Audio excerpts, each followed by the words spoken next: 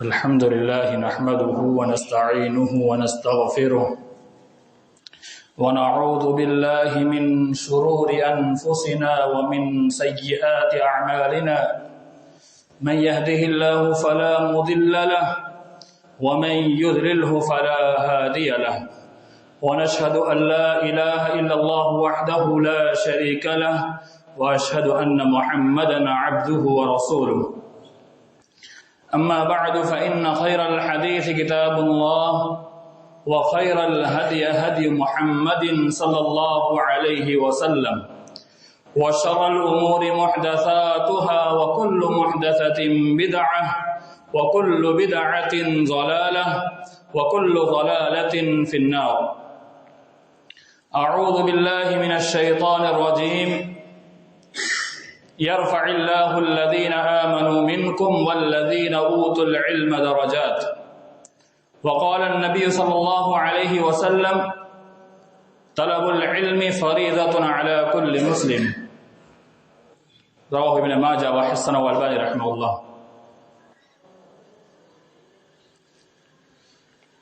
معزز و مکرم علماء کرام و بزرگان دین، علم کی پیاس بجھانے آئے ہوئے طلبہ عزیز، حاضرین جمعہ، خواتین، اللہ رب العالمین نے ہم انسانوں کو اس دنیا میں پیدا فرمایا. اللہ رب العالمین کی جتنی تعریف بیان کی جائے اتنی کم ہے. اللہ رب العالمین کا ہم پر بے انتہا احسان ہے کہ جس نے ہمیں عقل سلیم عطا فرمائی، سوچنے کی طاقت عطا فرمائی اور سمجھنے کا مادہ عطا کیا. اللہ رب العالمین نے ہمیں ایسی عقل عطا فرمائی کہ جس عقل کے ذریعے سے ہم صحیح اور غلط کے درمیان تفریق کرتے ہیں. یہ اللہ کا ہم پر بہت ہی بڑا انعام ہے، اکرام ہے، لیکن ہم انسان ہونے کے ناطے اسے سمجھ نہیں پاتے ہیں. اللہ رب العالمین نے ہماری رہنمائی کے لیے، بالخصوص امت محمدیہ کی رہنمائی کے لیے، آخری نبی تاجدار مدینہ محمد مصطفیٰ احمد مجتبیٰ صلی اللہ علیہ وآلہ وسلم کو مبعوث فرمایا. محترم سامعین، آج کے انشاءاللہ اس خطبے میں جو وقت خطبے کا ہے اس کے اندر اللہ نے جتنی توفیق دی، اس توفیق کے مطابق دلائل کی روشنی میں علم کے تعلق سے کچھ باتیں آپ کے سامنے پیش کرنے کی کوشش کروں گا. اللہ سے دعا ہے اللہ رب العالمین مجھے صحیح اور حق کہنے کی توفیق عطا فرمائے اور آپ تمام کو اللہ کے خاطر سننے کی توفیق عطا فرمائے. مجھے اور آپ تمام کو کئی باتوں پر عمل کی توفیق عطا فرمائے. آمین. محترم سامعین، علم ایک ایسا سمندر ہے جس میں انسان جتنا غوطہ لگائے گا، غوطہ لگانا کہتے ہیں جیسے ہم پانی میں کودتے ہیں تو انسان نیچے چلا جاتا ہے، اسے کہتے ہیں غوطہ لگانا. انسان جتنا غوطہ لگائے گا اسے اتنا ہی کم ملے گا. وضاحت کہ انسان جتنا اندر جاتا جائے گا، علم ایک ایسا سمندر ہے جس کی کوئی انتہا نہیں ہے. انسان جتنی محنت کرے گا، کوشش کرے گا، تغوطہ کرے گا، جتنا اندر گھسنے کی کوشش کرے گا، انسان کو اتنا علم حاصل ہوگا. محترم سامعین، علم یہ ایک ایسا وسیع چیز ہے کہ کوئی انسان دنیا میں یہ دعویٰ نہیں کر سکتا کہ میں ہر چیز کا جاننے والا ہوں. ہر چیز کا علم صرف اللہ رب العالمین کو ہے. ہر چیز کو جاننے والا صرف اللہ رب العالمین ہے. اس دنیا میں جتنے انسان ہیں ان کے پاس تھوڑا سا علم ہے. ائمہ کے اقوال دیکھے جائیں تو سارے کے سارے ائمہ کہتے ہیں کہ سمندر میں انگلی ڈالی جائے اور انگلی ڈالنے کے بعد اس انگلی سے جو قطرے گرتے ہیں اتنا علم ان کے پاس ہوا کرتا تھا. تو علم کا دعویٰ کرنا یہ بیوقوفی اور حماقت ہے. اللہ رب العالمین نے ارشاد فرمایا یرفع اللہ الذین آمنوا منکم والذین اوتوا العلم درجات، کہ اللہ رب العالمین ان کے مرتبے کو بلند کرتا ہے جو تم میں مومن ہیں، ایمان لائے ہوئے ہیں. والذین اوتوا العلم درجات، اور ان لوگوں کے درجات کو بلند کرتا ہے جو علم رکھنے والے ہیں، جو صاحب علم ہے، علم حاصل کرنے والے ہیں. تو اس دنیا کے اندر سب سے بلند مرتبہ ان کا ہوا جو علم والے ہیں. اب علم سے کیا مراد ہے؟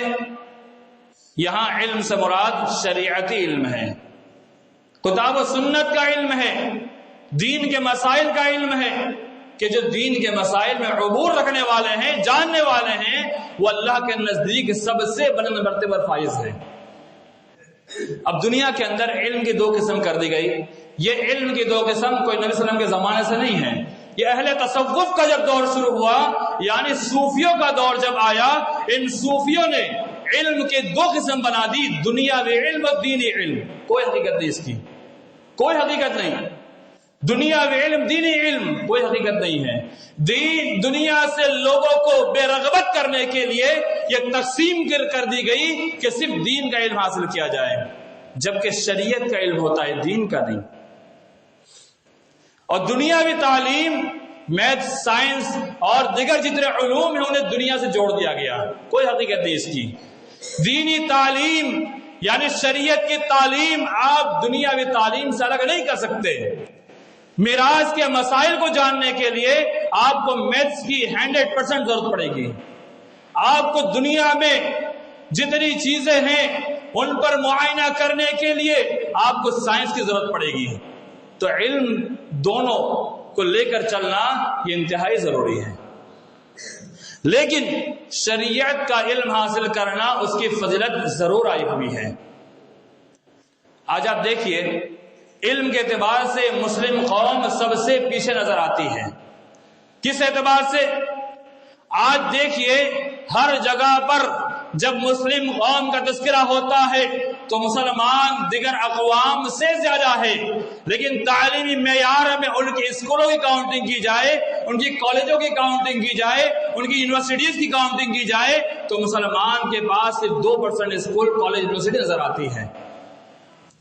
مسلمان تعلیم کے اعتبار سے بہت پیچھے ہیں، جبکہ ہندوستان کے وزیر اعظم جو آج وزیر اعظم بنے ہوئے ہیں انہوں نے اپنے ایک بیان میں یہ واضح کر دیا کہ تعلیم پر سب سے زیادہ فوکس اگر کسی مذہب نے دیا ہے، کسی قوم نے دیا ہے تو وہ قوم اسلام ہے، وہ مذہب اسلام ہے. اسلام نے سب سے زیادہ تعلیم پر فوکس کیا ہے، لیکن مسلمان اسی تعلیم سے سب سے زیادہ پیچھے ہیں. آج ڈاکٹر دیکھیے مسلمان کتنے نظر آتے ہیں، انجینئر دیکھیے مسلمان کتنے نظر آتے ہیں، وکیلوں کی ضرورت پیش آتی ہے ہمیں غیروں کے پاس جانا پڑتا ہے، ججز کتنے ہمارے پاس ہے. اگر کاؤنٹ کیا جائے تو مسلم قوم تعلیم سے بہت پیچھے ہیں. اس کی ایک وجہ یہ بھی ہے کہ مسلمانوں کو ہر تقریروں کے اندر، ہر خطاب کے اندر یہ کہا جاتا ہے کہ تمہیں دنیاوی تعلیم نہیں حاصل کرنا ہے، صرف دین میں لگ جاؤ. دینداری دینداری اس کا نام نہیں ہے جسے ہم سمجھتے ہیں. آپ دنیاوی تعلیم کو ضرورت کے اندر حاصل کیجئے. آج دیکھیے مسلمانوں کے کتنے کیسز کارنر میں پڑے ہوئے ہیں، کتنے مسلمان نوجوان آج جیلوں کی سلاخوں کے پیچھے بیٹھے ہوئے ہیں. آج کتنے مسلم نوجوان ایسے ہیں جو ناجائز طور پر مجرم بنائے گئے ہیں. آج نہ جانے کتنے مسلم ایسے ہیں جو ناجائز طور پر ان پر کوئی جرم لاگو نہیں ہوتا، لیکن نہ جانے کتنے کلمے لگا کر کے آج جیلوں میں انہیں ڈھایا گیا ہے اور ایسے ظلم ڈھائے جاتے ہیں. اس کی وجہ یہ ہے کہ ہم مسلم کمیونٹی کے پاس وکلا نہیں ہے لیکن ایک دو میں کیا شمار ہوتا ہے. آج ہمارے پاس ججز نہیں ہے. آج دیکھیے جب مسلم قوم کی بیٹی کی ڈیلیوری کا موقع آتا ہے مرد کو ڈیلیوری کرنی پڑتی ہے، اور وہ بھی کون سا مرد؟ یہ غیر مسلمان ڈاکٹر کا نظر آتے ہیں.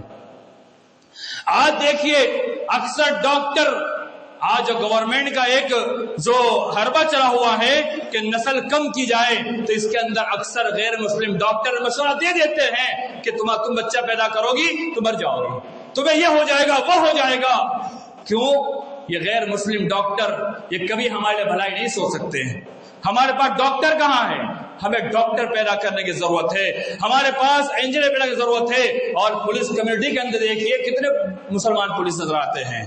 آج دیکھیے ایک غیر مسلم پکڑا جائے گا، اس کے طرفداری کرتے ہوئے ایک غیر مسلم پولیس اس کو چھوڑ دے گا۔ اگر مسلم پکڑا گیا تو اس کو چھوڑنے کی کوئی سبیل نظر نہیں آتی ہے۔ وجہ کیا ہے؟ وجہ یہ کہ ہم نے ایک طرفہ سوچ رکھ کر کے آج مسلم بچوں کو ہم نے ایجوکیشن سے بہت دور کر دیا ہے۔ دینی تعلیم کے ساتھ ساتھ، شریعتی تعلیم کے ساتھ ساتھ ہم دنیاوی ساری تعلیم کو اپنے بچوں کو دیں۔ ہمارے پاس چند ڈاکٹر ہو، چند انجینئر ہو، چند وکیل ہو، چند ججز ہو، اور جتنی تعلیم اس دنیا کے اندر ہے ہر میدان میں ہمارے مسلموں کا ہونا ضروری ہے۔ آپ کو معلوم ہونا چاہیے یہ غیر اقوام نے دنیا کے اوپر قبضہ کیسے پایا۔ آج ہم روتے ہیں، چلاتے ہیں کہ 50-60 ممالک ہمارے ہیں، مسلمانوں کے ہیں، لیکن پھر مسلمان پریشان۔ وجہ یہی ہے کہ ایجوکیشن کے اندر مسلمان سب سے پیچھے ہیں، اور غیر قوم اس وقت تک خاموش تھی جب تک ان کے پاس ایجوکیشن نہیں تھا۔ آج ان کے پاس ایجوکیشن ہے، تعلیم ہے، شکشا ہے، تو آج دنیا پر قبضہ کرنے کے لیے تیار ہے۔ آج یہودی کو دیکھیے، نصرانی کو دیکھیے، مسلمانوں کے مقابلے میں کچھ بھی نہیں ہے، 2% 3% ہے، لیکن دنیا پر آج حکومت کر رہی ہے۔ وجہ ہے کہ ان کے پاس ایجوکیشن ہے، تعلیم ہے۔ تو تعلیم ہمارے لیے بہت ضروری ہے، تعلیم کے بغیر ہماری زندگی ادھوری ہے۔ تو تعلیم کے میدان میں ہم اپنے بچوں کو لگائے، اور اپنی جو سوچ بنی ہوئی ہے پڑھ کے کیا کریں گے، بہت کچھ کر سکتے ہیں، آپ پڑھا کے تو دیکھیے میرے اسلامی بھائیوں۔ تو تعلیم انسان کے زندگی کو بڑھانے کے لیے، اللہ کے درجات کو بڑھانے کے لیے تعلیم انتہائی ضروری ہے۔ ہاں یہ بات الگ ہے کہ شرعی امور کی جو تعلیم ہے وہ سب سے اعلیٰ ہے۔ نبی آخر زمان صلی اللہ علیہ وسلم نے فرمایا خیرکم من تعلم القرآن وعلمہ، تم میں سب سے بہتر وہ ہے جو قرآن کو سیکھتا ہے اور قرآن کو سکھلاتا ہے۔ دیکھیے پہلا پہلو دیکھیے اس حدیث کے اندر نبی صلی اللہ علیہ وسلم نے فرمایا تم میں سب سے بہتر وہ ہے جو قرآن کو پہلے سیکھتا ہے۔ تو سکھانے کے لیے تعلیم کا ہونا ضروری ہے۔ آپ اس وقت سکھلا سکتے ہیں جب آپ خود سیکھے ہوئے ہو۔ تو پہلا پہلو خود سیکھے، اس کے بعد سکھلائے، تو قرآن کو پڑھانے والے، قرآن کو سکھلانے والے سب سے بہتر ہیں۔ ایک حدیث بخاری شریف کی روایت ان افضلکم، تم میں سب سے افضل ترین وہ ہے من تعلم القرآن وعلمہ، جو قرآن کو سیکھے اور قرآن کو سکھلائے۔ دیکھیے یہاں پہ ایک پہلو نظر آتا ہے کہ آج جو بردر حضرات جو گھوم رہے ہیں، بردر کہتے کہ اس کو سن لیجئے، بردر وہ ہے جن کے پاس علم نہیں ہے، چند کتابیں پڑھ لی، یوٹیوب سے چند تقریریں سن لی، گوگل سے سرچ کر کے 10 12 15 20 25 مسائل جان لیے، علماء سے فون کر کے واٹس ایپ کے ذریعے سے چند مسائل جان لیے، اسٹیج پہ کھڑے ہو کر کے لمبی لمبی تقریریں جھاڑنے والے، اور نہ علم نہ ہونے کے باوجود بھی آج دعوتی کام میں اترنے والے، اس کو بردر کہا جاتا ہے۔ ان بردر سے آج بہت سارے اہل الحدیث متاثر ہیں اور گمراہی کے دہانے پہ کھڑے ہیں۔ آج اہل الحدیث کا ایک طبقہ منکر حدیث بن چکا ہے، آج اہل الحدیث کا ایک طبقہ اخوانی بن چکا ہے، آج اہل الحدیث کا ایک طبقہ کفر و ضلالت کے دہانے پہ کھڑا ہے۔ وجہ جانتے ہیں؟ ایک ہی وجہ ہے، ایسے غلط سلط بردروں کی تقریر سن کر کے اور واٹس ایپ گروپ میں شیئر کر کے آج گمراہی پھیلتی جا رہی ہے۔ ہمارے گاؤں کے اندر جو واٹس ایپ گروپ ہے ان میں سب سے زیادہ پھیلنے والا جاوید عثمان ربانی، یہ حافظ ہے، عالم نہیں ہے۔ مرزا احمد جو پاکستان والا، وہ تو پلمبر ہے، عالم نہیں ہے۔ اور آج ہم جرنلسٹ کی تقریر شیئر کرتے ہیں اور سنتے سنواتے ہیں، ان کے کتنے مسائل ایسے ہیں جو قرآن حدیث کے خلاف بیان شدہ ہے، ان کے کتنے ایسے بیانات ہیں جو قرآن حدیث کے خلاف ہے، لیکن ہم گمراہی میں پڑے ہوئے ہیں، ہمارے پاس علم نہیں ہے، جانکاری نہیں ہے، ہم ان سے پہچانتے نہیں ہیں کہ وہ کون ہے، اور ہم شیئر پہ شیئر کیے جاتے ہیں۔ تو حدیث کا پہلو دیکھیے، پہلے خود سیکھے پھر سکھلائے۔ آپ بغیر سیکھے کسی کو سکھلا نہیں سکتے. ایک ڈاکٹر اسی سے پڑھ کر ڈاکٹر بنتا ہے جو اس کا ماہر ہو, جو سرٹیفکیٹ یافتہ ہو. ایک ڈاکٹر اسی سے پڑھتا ہے جو علم, اس ڈاکٹری کے علم کے اندر ایک بلند مقام پر فائز ہو, اس سے علم حاصل کر کے وہ ڈاکٹری کرتا ہے. لیکن علم کے معاملے میں, شریعتی علم کے معاملے میں ہم اتنے کوتاہ نظر آتے ہیں. ہم جس کو چاہتے کلپ سننا شروع کر دیتے ہیں اور اس کے اختلاف کو, مسائل کو علماء کے سامنے لا کر کے پیش کرتے ہیں اور کہتے ہیں ہم نے فلاں کی تقریر سنی تھی, اس نے ایسا بیان دیا, آپ ایسا بول رہے ہیں. ارے وہ جاہل آگے یا علماء آگے ہیں؟ وہ جاہل ہے, جاہل. ایک اور فیض سعید, اس کی تقریر بھی بہت زیادہ سنی جاتی ہے. ایڈوکیٹ, وکیل ہے, عالم نہیں ہے. اس کی ایک دو کلپ ایسی وائرل ہوئی جس نے قرآن کی آیت کو غلط پڑھا, ترجمہ بھی غلط کیا اور اپنی منمانی تشریح بھی غلط کر رہا ہے. اس سے معلوم ہوتا ہے اس کے علم نہیں ہے. اور نہ جانے کتنے ایسے یوٹیوب پر گھوم رہے ہیں ہم, جن کے تقریروں کو سن سن کر کے ہم خود گمراہ ہو رہے ہیں. تو اس حدیث کا پہلو کہ پہلے علم کو حاصل کیا جائے, اس کے بعد علم کو لوگوں میں پہنچایا جائے. آئیے ایک حدیث آپ کے سامنے اور پیش کروں, بہت جامع روایت ہے. حضرت نافع بن عبد الحارث روایت کرتے ہیں کہ اسفان میں حضرت عمر رضی اللہ تعالیٰ عنہ سے ان کی ملاقات ہوتی ہے اور اسفان میں حضرت عمر رضی اللہ تعالیٰ عنہ سے حضرت نافع بن عبد الحارث سوال کرتے ہیں. یہ حارث بن عبد النافع وہ ہے جو مکہ کے اندر جنہیں حضرت عمر رضی اللہ تعالیٰ عنہ ذمہ دار بناتے تھے. حضرت نافع بن عبد الحارث نے پوچھا کہ آپ نے آج کل کس کو ذمہ دار بنایا ہوا ہے؟ حضرت عمر نے فرمایا ابن عز کو میں ذمہ دار بنایا ہوا ہے. حضرت نافع بن عبد الحارث نے پوچھا یہ ابن عز کون ہے؟ حضرت عمر رضی اللہ تعالیٰ نے فرمایا یہ آزاد کردہ غلام ہے. آزاد کردہ غلام کہتے اس کو ہے کہ جب اللہ رسول کے زمانے میں جنگ ہوا کرتی تھی تو جنگ سے جو شخص گرفتار ہو کے آتے تھے اسے غلام بنایا جاتا تھا اور اس کے بعد چند پیسے دے کر کے اسے آزاد کر لیا جاتا تھا. تو آزاد کردہ غلام ہے. حضرت نافع بن عبد الحارث نے اعتراض کیا, یہ عمر کیا تم نے آزاد کردہ غلام کو تم نے مکہ کا ذمہ دار بنا دیا؟ حضرت عمر رضی اللہ تعالیٰ نے فرمایا کہ نافع سن, انہو قارئ لکتاب اللہ, تو کیا جانتا ہے یہ ابن عز جو ہے گرچہ آزاد کردہ غلام ہے لیکن تجھے معلوم ہونا چاہیے انہو قارئ لکتاب اللہ کہ یہ قرآن مجید کا پڑھنے والا ہے, قرآن مجید کو جاننے والا ہے, قرآن کی تعلیم حاصل شدہ شخص ہے. وَإِنَّهُ عَالِمٌ بِالْفَرَائِضِ, اور ایک بات مزید فرمائی کہ صرف قرآن کا جاننے پر بس نہیں بلکہ اسے علم میراث کا بھی جانکار ہے. یہ میراث کہتے کہ اس کو ہے, باپ مر گیا, جائیداد چھوڑ دی, اس کے تقسیم کرنا, پیسہ چھوڑ گیا, اس کے تقسیم بٹوارا کرنا, یہ بہت بڑا علم ہے. بہت سارے لوگ اس علم سے جی چراتے ہیں. وجہ یہ ہے یہ علم بہت ہی بڑا علم مانا جاتا ہے. تو فرائض کا جاننے والا, علم میراث کا جاننے والا ہے. اور آگے حضرت عمر رضی اللہ تعالیٰ نے کہا کہ نافع سن, نبی صلی اللہ علیہ وسلم نے فرمایا ان اللہ یرفع بهذا الكتاب اقواما, یقیناً بے شک اللہ رب العالمین اس قرآن مجید کے ذریعے سے کئی قوموں کو بلند کرتا ہے, بلند مقام پر فائز کرتا ہے. وَيَدْعُ بِهِ آخَرِينَ, اور کئی قوموں کو اسی قرآن مجید کی وجہ سے ذلیل رسوا کرتا ہے. یہ مسلم شریف کی بہت واضح روایت ہے. اس روایت کے اندر ہمیں کیا نصیحت ملی, کیا سبق ملا, ہمیں کیا سیکھنے ملا کہ ایک آزاد کردہ غلام جس کو ذمہ دار بنانے پر حضرت نافع بن عبد الحارث نے اعتراض کر دیا. حضرت عمر نے کہا تو اعتراض مت کر, یہ قرآن کا جانکار ہے, یہ عالم ہے. تو قرآن کے جاننے والے سب سے بلند مرتبہ فائز ہوتے ہیں. آج جو لوگ دین شریعت کا علم حاصل کرنے والوں سے, شریعت کا علم حاصل کیے ہوئے سے جو چڑھتے ہیں, انہیں اس حدیث سے نصیحت حاصل کرنا چاہیے.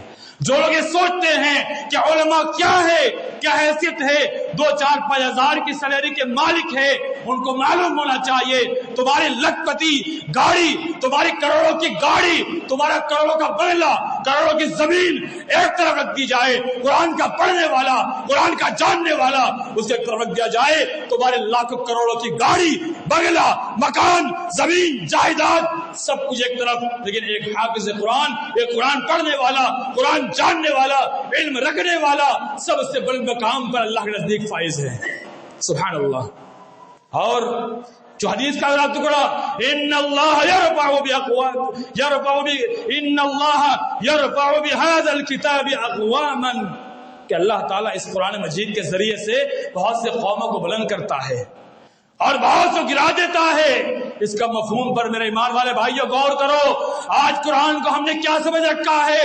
آج قرآن کی تلاوت ہمارے گھروں میں ناپید ہو چکی ہے، اللہ ماشاء اللہ جسے اللہ نے توفیق دی ہے، ان کے علاوہ اکثر گھروں کے اندر آج قرآن کی تلاوت ناپید ہوتی نظر آتی ہے۔ آج قرآن کی تلاوت سے ہمارے بہت سے مسلم بھائی دور ہو چکے ہیں، قرآن پتہ ہی نہیں ہے کیا چیز ہے، قرآن پڑھنا بھی نہیں آتا۔ میں آپ کو بتلاؤں، مسلمانوں کی حالت بتلاؤں آپ کو، کتنے مسلمان ایسے ہیں جن کو قرآن پڑھنا ہی نہیں آتا ہے، قرآن دیکھ کے پڑھنا ہی نہیں آتا، اور نہیں آتا یہ تو کوئی عیب کی بات نہیں، سیکھنا بھی نہیں چاہتے، جاننا بھی نہیں چاہتے، اور اپنے آپ کو یہ سمجھتے ہیں ہم تو سب سے بلند ہیں، سب سے اچھے ہیں، سب سے بڑے ہیں، جبکہ سب سے برے وہی ہیں جو قرآن کو نہیں جانتے، نہیں سیکھتے اور قرآن کی تعلیم نہیں لیتے ہیں۔ قرآن اتنی معمولی کتاب نہیں ہے، اس کا علم حاصل کرنے والا سب سے اعلیٰ مقام پر فائز ہے۔ آئیے دیکھتے ہیں حدیث کے اندر، الماہر بالقرآن مع السفرۃ الکرام بررہ، قرآن مجید کا ماہر شخص، قرآن کا حافظ، قرآن کا اچھے سے پڑھنے والا، قرآن کے تمام مسائل کو جاننے والا، اس کے تراجم کو سمجھنے والا، اس کے معانی کو سمجھنے والا، مع السفرۃ الکرام بررہ، معزز فرشتوں کے ساتھ ان کا مقام ہوگا، بڑے بڑے فرشتے جو اللہ سے سب سے قریب فرشتے ہیں ان کے ساتھ ان کا مقام ہوگا۔ اور آگے صرف اسی پر بس نہیں، الذی یقرأ القرآن، اور وہ شخص جو قرآن کو پڑھتا ہے، وَيَتَتَعْتَهُ فِيهِ، اور اس میں اٹکتا ہے، رک رک کے پڑھتا ہے، کوشش کرتا ہے، نہیں پڑھ پاتا پھر بھی پڑھتا ہے، کسی ایک حافظ کے پاس بیٹھ کر کے، کسی عالم کے پاس بیٹھ کر کے سیکھنے کی کوشش کرتا ہے، وَيَتَتَعْتَهُ فِيهِ، اور وَهُوَ عَلَيْهِ شَاقٌ، کوشش کرتا ہے، اس پر دشوار بھی ہوتا ہے، مشکل ہوتا ہے۔ نبی صلی اللہ علیہ وسلم نے فرمایا وَلَهُ أَجْرَانِ، اس کے لیے ڈبل اجر ہے۔ ایک تو قرآن کو بڑے اچھے سے پڑھنے والا، اس کا مقام تو بہت زیادہ ہے، لیکن جو قرآن کو نہیں پڑھنا جانتا اور قرآن کو پڑھنے کی کوشش کرتا ہے، سیکھتا ہے، اس کے لیے ڈبل اجر ہے۔ شارحین نے لکھا ڈبل اجر اس لیے ہے، ایک تو پڑھنے کی کوشش کر رہا ہے اس لیے، اور ایک پڑھ رہا ہے، ڈبل اجر۔ بخاری شریف کی روایت۔ آئیے ایک روایت آپ کے سامنے اور پیش کروں، یقال لصاحب القرآن، قرآن والے سے کہا جائے گا، یعنی قرآن کو پڑھنے والے سے کہا جائے گا، قرآن کے جاننے والے سے کہا جائے گا، اقرا، تو پڑھ، اور ایک روایت میں ورتل کما کنت ترتل فی الدنیا، قرآن کو ترتیل سے پڑھ، قرآن کو اچھے سے پڑھ جیسا کہ دنیا میں پڑھا کرتا تھا۔ فإن منزلتك آخر آیۃ تقرأها، آدمی کی آخری منزل وہاں پر ہے جہاں پر اس کی آخری آیت ہوگی۔ نبی صلی اللہ علیہ وسلم فرمایا تو اس کو پڑھتا جا۔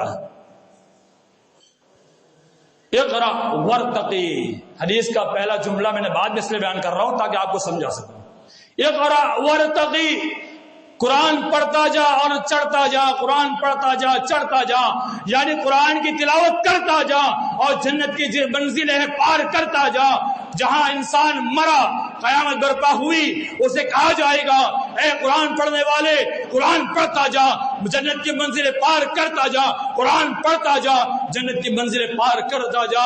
اور قرآن پڑھتے ہوئے جہاں پر اس کی آیت ختم ہو جائے گی، جہاں اس کی آواز بند ہو جائے گی، جہاں اس کی تلاوت بند ہو جائے گی، وہ آخری منزل ہوگی۔ ترمذی شریف کی روایت۔ آخری منزل پانا ہے تو ہمیں قرآن مجید کو زیادہ زیادہ سیکھنا ہوگا، قرآن مجید کو زیادہ پڑھنا ہوگا، قرآن مجید کو یاد کرنا اور جاننا ہوگا۔ آئیے ایک روایت اور آپ کے سامنے پیش کروں.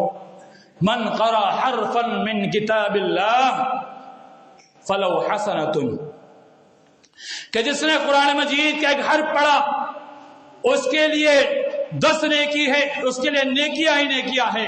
والحسنۃ بعشر امثالها، اور ایک نیکی 10 نیکی کے برابر ہے. ولا اقول الف لام میم حرف، میں یہ نہیں، نبی صلی اللہ علیہ وسلم کہتے ہیں میں یہ نہیں کہتا کہ الف لام میم ایک حرف ہے، ولیکن الف حرف ولام حرف ومیم حرف، لیکن میں کہتا ہوں کہ الف ایک حرف ہے، لام ایک حرف ہے، میم ایک حرف ہے. گویا معلوم ہوا کہ اگر ہم الف پڑھتے ہیں 10 نیکی، لام پڑھتے ہیں 10 نیکی، میم پڑھتے ہیں 10 نیکی، یعنی کل 30 نیکی ہو گئی. اب قرآن مجید کے آپ دیکھیے، گنتے جائیے کتنے حروف ہیں، جتنے حروف ہیں اتنی نیکیاں ہمارے بڑھتی جائے گی. ترمذی شریف کی صحیح روایت. آپ غور کیجئے، قرآن مجید کی ایسی عظیم کتاب کوئی دنیا میں ہے ہی نہیں کہ ایک ایک حرف پڑھنے پر اللہ تعالیٰ 10 نیکی لکھ کر دیتا ہو. ایسی کوئی کتاب دنیا میں ہے ہی نہیں. میرے اسلامی بھائیوں، قرآن مجید اس کو سیکھنا کوئی مشکل کام نہیں ہے، بہت آسان ہے. اس لیے کہ اللہ نے فرمایا وَلَقَدْ يَسَّرْنَا الْقُرْآنَ لِلذِّكْرِ فَهَلْ مِن مُدَّكِرٍ.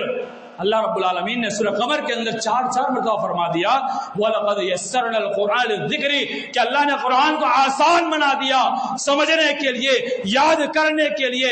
فَهَلْ مِن مُدَّكِرٍ، ہے کوئی یاد کرنے والا، ہے کوئی سمجھنے والا، ہے کوئی نصیحت حاصل کرنے والا؟ تو قرآن بہت آسان کتاب ہے، یاد کرنا کوئی مشکل نہیں ہے، انتہائی آسان کتاب ہے. دنیا کے اندر بڑی سے بڑی کتاب ہم یاد کر سکتے ہیں، کیا ہم قرآن کو یاد نہیں کر سکتے؟ اگر ہم پورا سائنسی علوم حاصل کر سکتے ہیں، ہم طب کا، ڈاکٹری کا پورا علم حاصل کر سکتے ہیں، اور قرآن کو ہم نہیں سیکھ سکتے ہیں، تو ہمیں اپنے ایمان کا جائزہ لینا چاہیے. ہمیں اللہ سے توفیق مانگنی چاہیے، اللہ سے ہدایت مانگنی چاہیے. اگر ہم نے اللہ سے توفیق نہیں مانگی تو دل ہمارا ایسا ہے جو ہمارے من مانی زندگی گزارنے پر ہمیں آمادہ کر دیتا ہے، اور دل کہتا ہے کہ تیرے من میں جو آئے تو ویسا کر لے. قرآن کو سیکھنا بہت آسان ہے. ایک روایت، بہت مشہور روایت، مشہور کی روایت، کہ نبی صلی اللہ علیہ وسلم نے فرمایا کہ ایک بندہ صبح کی نماز پڑھتا ہے، اور نماز پڑھنے کے بعد وہ ایک عالم سے، ایک حافظ سے، قرآن کے جاننے والے سے اگر ایک آیت سیکھ لیتا ہے تو بازار میں جا کر کے ایک سرخ اونٹ کی خرید و فروخت سے بہتر ہے. اگر 2 آیت سیکھ لیتا ہے تو بازار میں جا کر کے 2 سرخ اونٹ کی خرید و فروخت سے بہتر ہے. اگر 3 آیت سیکھ لیتا ہے تو 3 اونٹ کی تجارت سے بہتر ہے. جتنی آیت سیکھے گا اتنے اونٹ کو شمار کر لیا جائے. اونٹ سے بہتر کیوں کہا گیا؟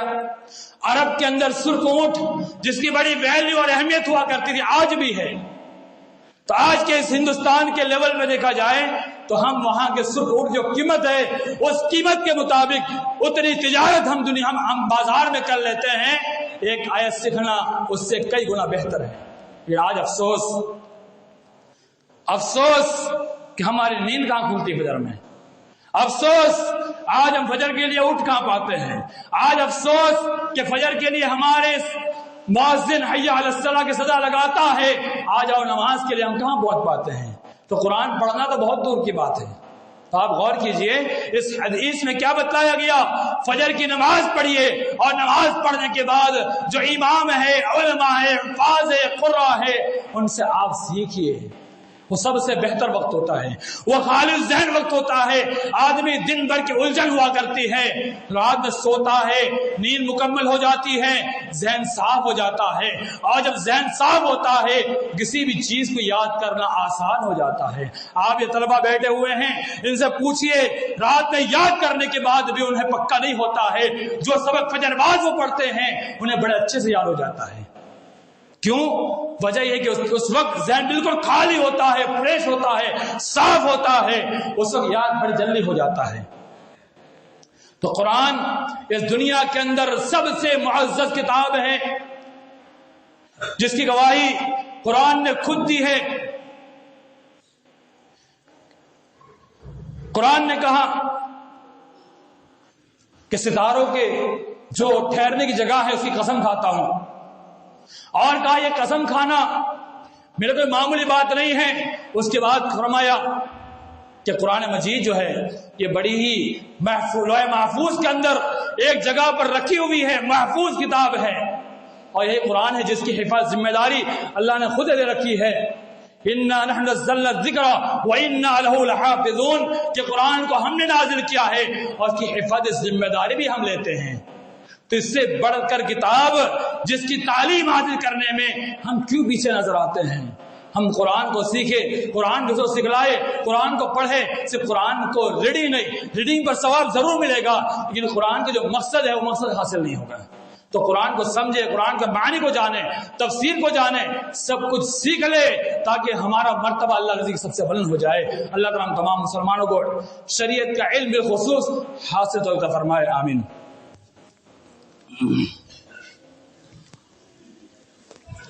برادر اسلام، حاضر جمعہ، میں نے حدیث آپ کے سامنے پیش کی تھی، طلب العلم فرض علی کل مسلم، کہ ہر مسلمان پر علم کا حاصل کرنا فرض ہے. کون سا علم؟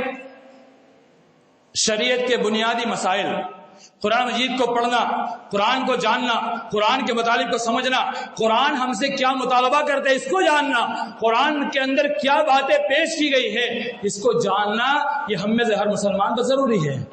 احادیث کے اندر ساری حدیث کا علم آپ نہیں لے سکتے لیکن چند حدیث کا علم تو آپ لیں، جو بنیادی مسائل اس کو تو جانیں. یہ سارا علم حاصل کرنا آپ پر لازم و ضروری ہے.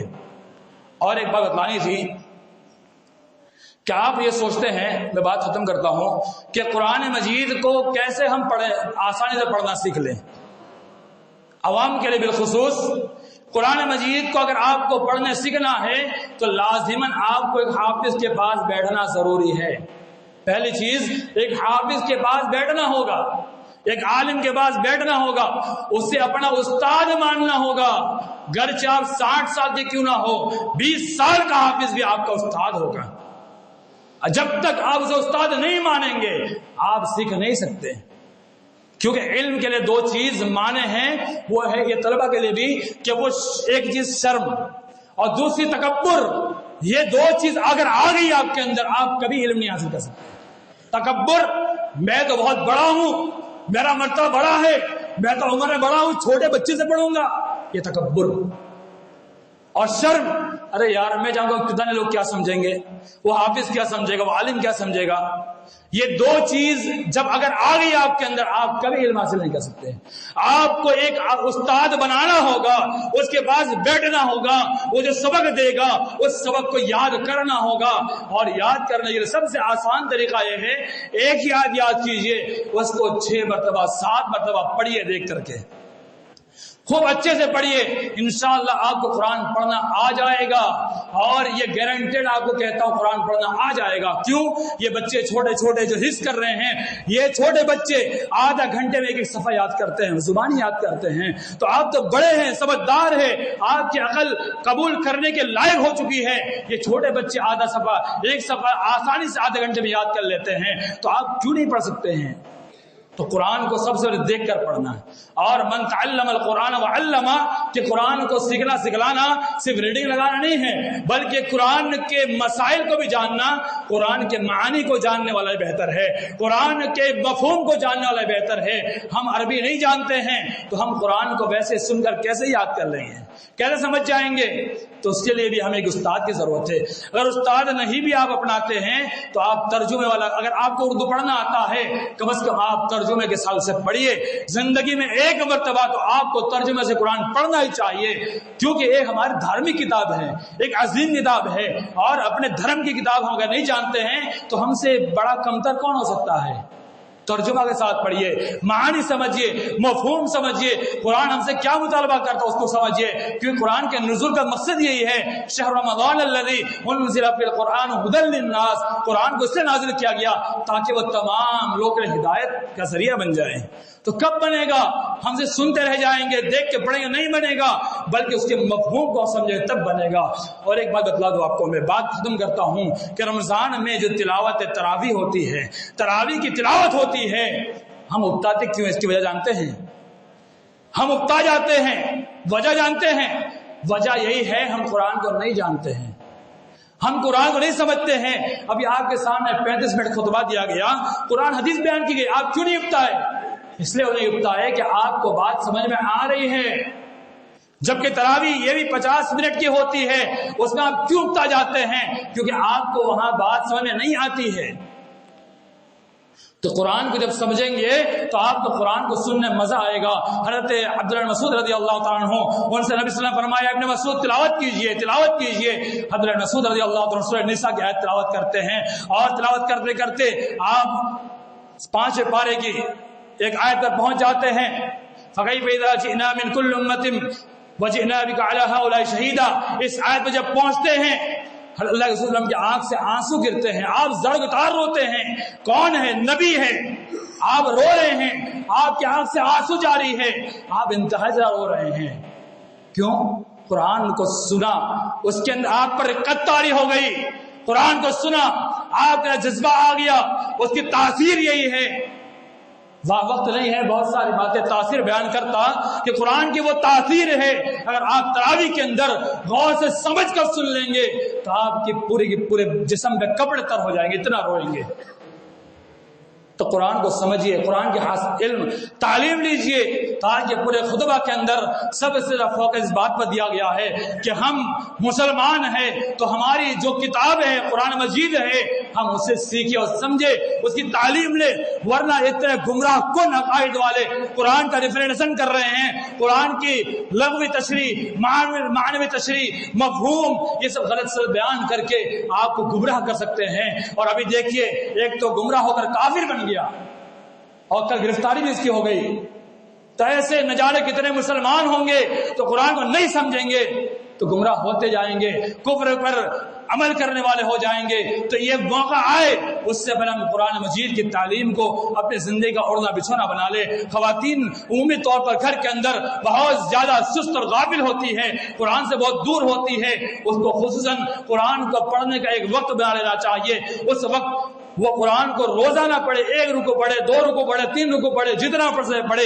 مرد حضرات بھی پڑھے، اپنے بچوں کو بٹھائے، آپ خود بھی پڑھے۔ اور ایک بات، جو دروس یہاں ہوتے ہیں اس کو ترجیح دیجیے۔ میں جہاں بھی جاتا ہوں اس بات کو ضرور بیان کرتا ہوں کہ قرآن کے دروس ہوتے ہیں مسجد کے اندر، جو حدیث کے دروس ہوتے ہیں، ہم اس کو اہمیت نہیں دیتے، ہم اس کو کچھ سمجھتے ہی نہیں ہے۔ آپ کو پتا ہونا چاہیے دروس آپ کو تعلیم دینے کے لیے ہے، آپ کو سکھلانے کے لیے ہے، آپ کو بتلانے کے لیے ہے، تو اس کو ترجیح دیجیے اور سے کچھ سیکھیے۔ اللہ تعالی ہم تمام مسلمانوں کو حق بات سمجھنے کی توفیق عطا فرمائے اور عمل کو عطا فرمائے۔ یا اللہ یہ بیماری جو ہم 1.5-2 سال سے جھیل رہے ہیں، اللہ اس نے واپس پلٹا لیا ہوا ہے۔ یا اللہ ہم سمجھ رہے تھے واپس چلی جا چکی ہے، لیکن یا اللہ ہم پاپی ہے، گنہگار ہے، یا اللہ ہمارے گناہ کی وجہ سے، ہمارے پاپ کی وجہ سے، ہمارے اللہ کوتاہی کی وجہ سے یا اللہ یہ بیماری واپس آئی ہے۔ یا اللہ ہم تجھ سے دعا کرتے ہیں، یا اللہ ہم فقیر ہے، ہم بھکاری ہے، عاجز ہے، انکساری اختیار کرتے ہوئے یا اللہ ہم تیرے سامنے ہاتھ پھیلاتے، یا اللہ تو اس بیماری کو ہم سے دور فرما دے۔ یا اللہ یہ وبا آ رہی ہے، یا اللہ گھاتک وبا ہے، یا اللہ نہ جانے کتنے کو لے جا چکی ہے، یا اللہ نہ جانے کتنے کو لینے آ رہی ہے۔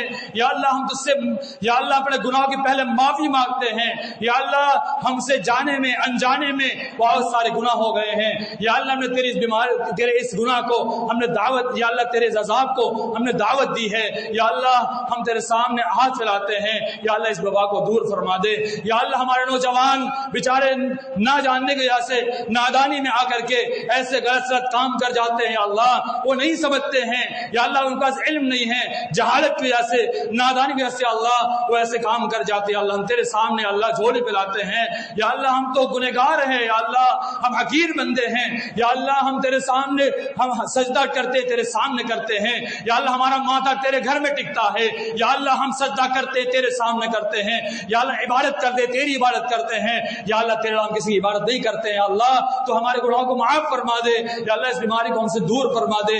یا اللہ 2 بار ہم مسجد چھوڑ چکے ہیں، یا اللہ ہم 2 بار مسجد چھوڑ چکے ہیں، یا اللہ تیسری بار ایسا موقع نہ آئے کہ ہم تیرے گھر سے دور ہو جائے، تیرے دربار سے دور ہو جائے۔ یا اللہ جو مانگنے کی جگہ ہے، یا اللہ ہم جہاں کر سر دیکھتے ہیں، یا اللہ جہاں کر کے ہم مانگتے ہیں، یا اللہ سوال کرتے ہیں، یا اللہ 2 مرتبہ ہم اس جگہ سے دور ہو چکے ہیں۔ یا اللہ آگے ایسا موقع نہ آئے، ہم اس لیے تجھ سے بھیک مانگتے ہیں، اللہ تو ہماری پکار کو سن لے یا اللہ تیرے نبی کا فرمان ہے امام جب ممبر پہ ہوتا ہے قبر کی گھڑی ہوتی ہے یا اللہ اس ممبر رسول سے جہاں تیرا نبی دعا مانگا کرتا ہے جہاں تیرے نبی دعا مانگا کرتے تھے یا اللہ ہم وہاں کھڑے ہو کے دعا مانگتے ہیں یا اللہ اس بیماری کو ہم سے دور فرما دے یا اللہ ہم نے بہت بڑی غلطی کر دی ہے یا اللہ تجھے 2 مرتبہ چتایا ہے 2 مرتبہ مجھ سے دور کیا ہے پھر بھی ہم نہیں سمجھے ہیں یا اللہ ہمیں احساس ہے یا اللہ ہم جانتے ہیں ہماری کوتاہی ہے یا اللہ تو 3 مرتبہ ایسا ہم پر عذاب میں نازل فرما کہ اللہ ہم تیرے گھر سے دور ہو جائے یا اللہ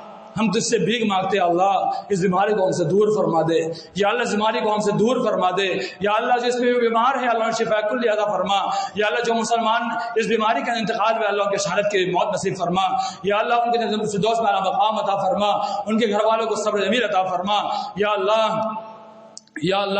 ہم تجھ سے یہی بھیک مانگیں گے یا اللہ اس بیماری کو ہم سے دور فرما دے اور آپ تمام سامعین سے بھی گزارش کرتے ہیں کہ اللہ سے ہر نماز کا دعا کریں یا اللہ تعالیٰ اس بیماری کو ہم سے دور کر دے ہر ایک کی ذمہ داری بنتی ہے کہ 5 وقت نماز پڑھے اور نماز پر اللہ رب العالمین سے ہم ضرور دعا مانگے اللہ تعالیٰ ہماری دعا کو قبول کرتا ہے اور حدیث میں آتا ہے اذان اور اقامت درمیان دعا قبول ہوتی ہے ہم اذان اور اقامت درمیان اللہ سے دعا مانگے کہ اللہ تعالیٰ اس بیماری کو ہم سے دور فرما دے آمین عباد اللہ رحمني ورحمكم الله إن الله يأمر بالعدل والإحسان وإيتاء ذي القربى وينهى عن الفحشاء والمنكر والبغي يعظكم لعلكم تذكرون واذكروا الله يذكركم ويستجب لكم ولذكر الله تعالى أعز وأجل وهو الذي أكبر أقيموا الصلاة